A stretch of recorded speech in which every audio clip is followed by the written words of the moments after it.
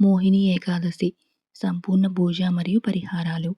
వైశాఖ మాసంలో వచ్చే ఏకాదశిని మోహిని ఏకాదశి అని అంటారు.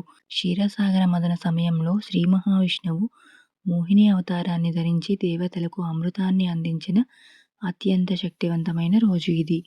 మరి ఈ రోజున ఏ నియమాలు పాటిస్తే సుఖ సంతోషాలు కలుగుతాయో ఇప్పుడు తెలుసుకుందాం.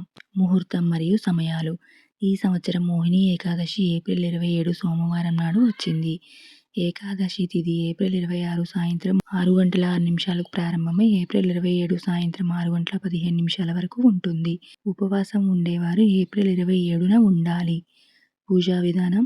ఏకాదశి రోజున తెల్లవారుజామునే నిద్రలేచి ఇల్లంతా శుభ్రం చేసుకోవాలి. పసుపు రంగు వస్త్రాలు ధరించి పూజ గదిలో వెంకటేశ్వర స్వామిని లేదా విష్ణుమూర్తిని పూజించాలి.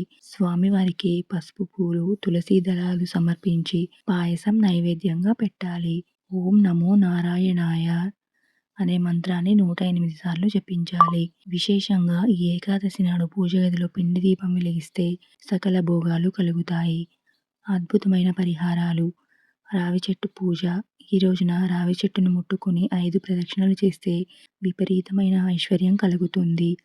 అప్పుల సమస్యలతో ఇబ్బంది పడేవారు రావి చెట్టు కింద ఒక నెయ్యి దీపం వెలిగించండి. ఆర్థిక సమస్యలతో బాధపడేవారు కొన్ని తులసి ఆకులను మీ బీరువాలో పెట్టుకోండి. అలాగే బీరువా పైన పసుపుతో స్వస్తిక్ గుర్తు గీయండి. సముద్రం నుండి అమృతంతో పాటు ఉద్భవించిన రాళ్ల ఉప్పును ఈ రోజున కొని ఇంటికి తెచ్చుకోండి. ఇది 7 తరాల ఐశ్వర్యాన్ని ఇస్తుంది. గుమ్మం వద్ద దీపాలు. సాయంత్రం 6 గంటల తర్వాత ఇంటి గుమ్మం ముందు 2 దీపాలను వెలిగించండి. ఇంటి గుమ్మానికి కలబంద మొక్కను వేలాడదీయడం వల్ల నరదిష్టి తొలగిపోతుంది.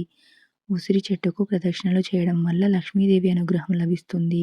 వివాహం కాని వారు అరటి చెట్టు కింద దీపం వెలిగించి ప్రదక్షిణలు చేస్తే త్వరగా వివాహం జరుగుతుంది.